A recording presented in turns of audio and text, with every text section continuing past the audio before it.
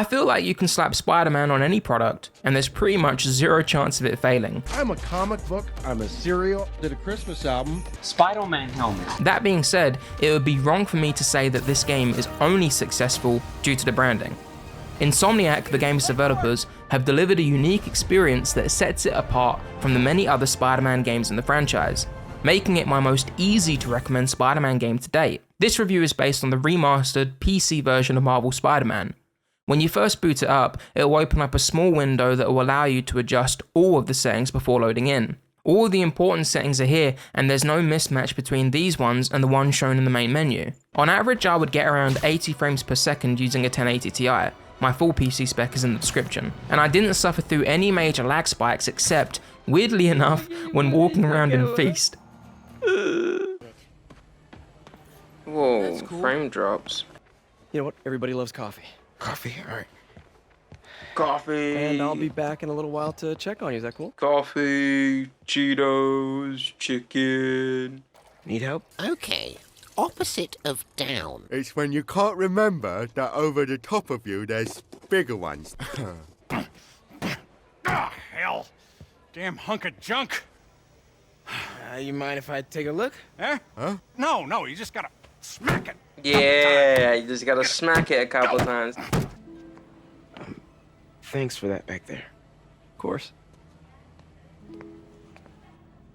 Cool, Peter's such a Almost cool knew. guy.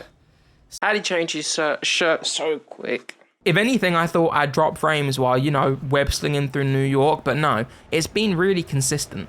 So if, like me, you refrain from buying the remastered PC version of this game due to performance concerns, I wouldn't worry about it.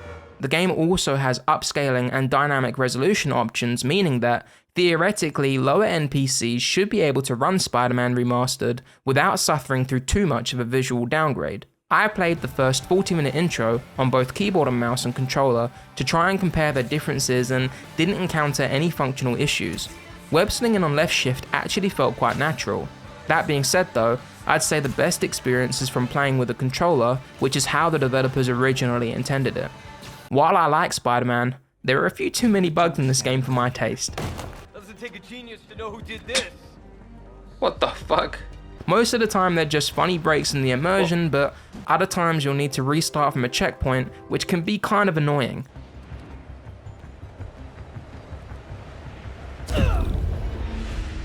What? What the fuck? They were never game breaking though, just mildly inconvenient. Just got a text from Doc. You've no doubt heard others praise the web slinging in this game, but I most preferred the combat. Insomniac have developed an interesting hybrid of a beat-em-up gadget-style gameplay that's satisfying to play around with. You get lots of cool tech, but most of the time I would just use my web shooters. Mainly I would isolate and eliminate single targets in a group, as taking them on all at once is a pretty surefire way to game over. Spider-Man is particularly more effective in the air, where you're less likely to be overwhelmed, and while fighting on rooftops, you can just launch enemies off the sides. Don't worry though, they'll automatically get stuck to walls on their way down because Spider-Man doesn't kill people. Fisk himself was seen being escorted out of the building, handcuffed and in custody. She's not saying This marks that. a big win for police and the first major He's just takedown smiling. of Fisk That after really this morning. pisses me off. My only gripe is how sometimes, if you dodge too soon, enemies will just float their attacks towards you. It can be particularly annoying if you get chain attacked. I completed the game on Spectacular difficulty, which is the hardest that you can do on your first playthrough, and found it pretty well balanced. But when playing Ultimate difficulty on a New Game Plus, I realised just how artificial the scaling is. The game doesn't really get harder, it just gets more annoying. Instead of me needing 3 web shots to stick enemies, I now needed 6, which I think is a bit much, and at the same time, I didn't really feel that much more threatened. Sure, enemies take longer to eliminate, but as long as you're pressing the dodge button, you're never really at risk. Overall, I think that Spectacular difficulty was the more enjoyable of the two. Sometimes I feel like the whole history of the world is just boys playing dress up, getting into fights. Shut up, bitch. Stealth combat in the game could definitely use some more work. The gadgets are fun in this context too, but I don't think they fully finished laying down the foundation for playing the game stealthily. Unlike the open-ended combat system which has you messing around with various techniques, most of the time while playing stealth, you're just going to be limited to using the perch takedown, and that's pretty much it. Creeping up behind enemies feels too unreliable to do consistently, and they never added wall takedowns or the classic, hanging from the ceiling takedown, which I feel is just missed opportunity. During the intro, you web someone up from a vent, but that feels more contextualized as opposed to a genuine gameplay element. Additionally, there are very few missions in which you're actually forced to use stealth, so I don't think they really wanted us to fixate on this aspect of their game too much. Generally, the combat is a lot of fun, with many cool skill and gadget unlocks, which helps to evolve the gameplay over time.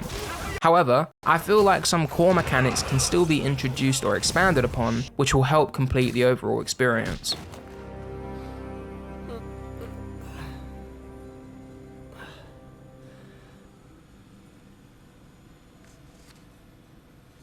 Check your email. Hope this isn't how Doc fires me.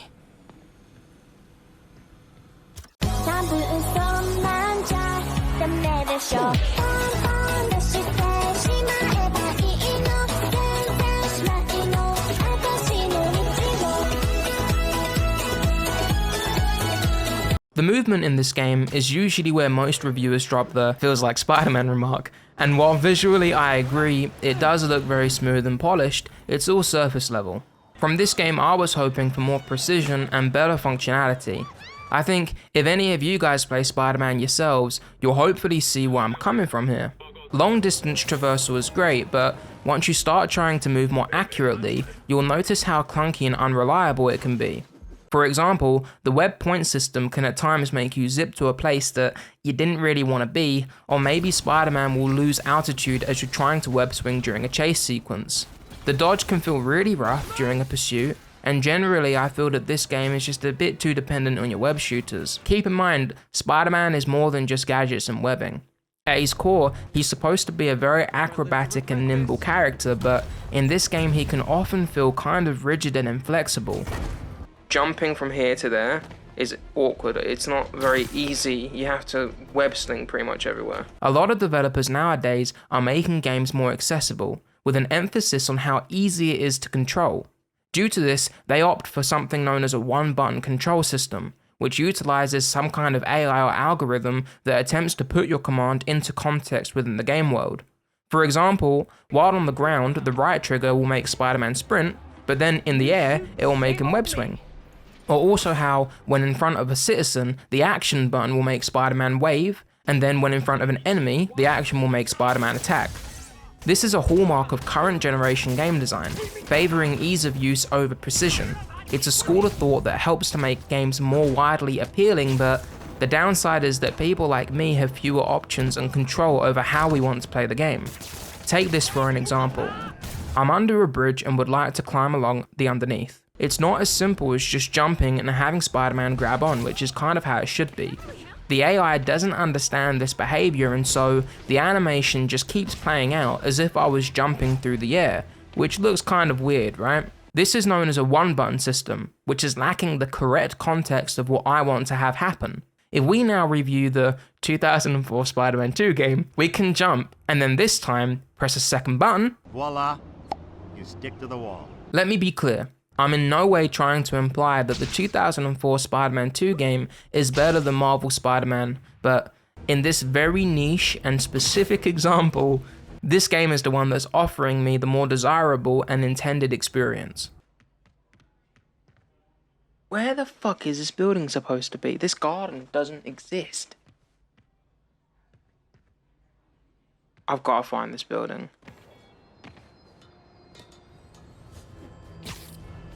That doesn't exist. That is literally the window outside of it. That garden doesn't exist, bro.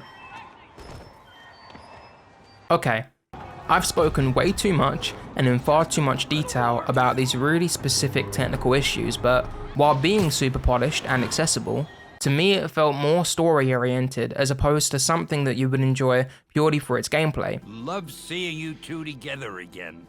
You always were my favorites. This is most apparent during the more tedious activities like the lab minigames. At first they're kind of fun, but Once they get more complicated, it starts to feel like a chore to work through them. Not worth it. Then later on, they start tricking you into doing more of them. Some residue on this sign. Maybe I can isolate it. What? Not all activities, however, are so mundane.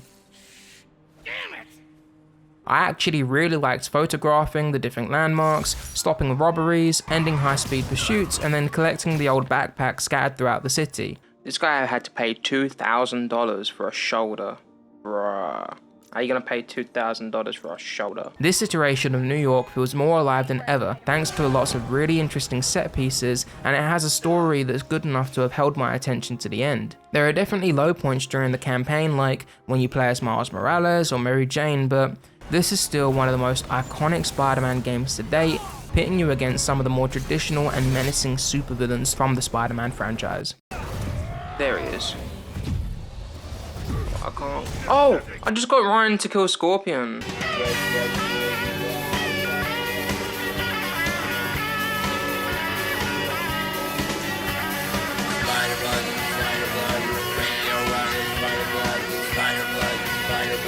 Spider-Man.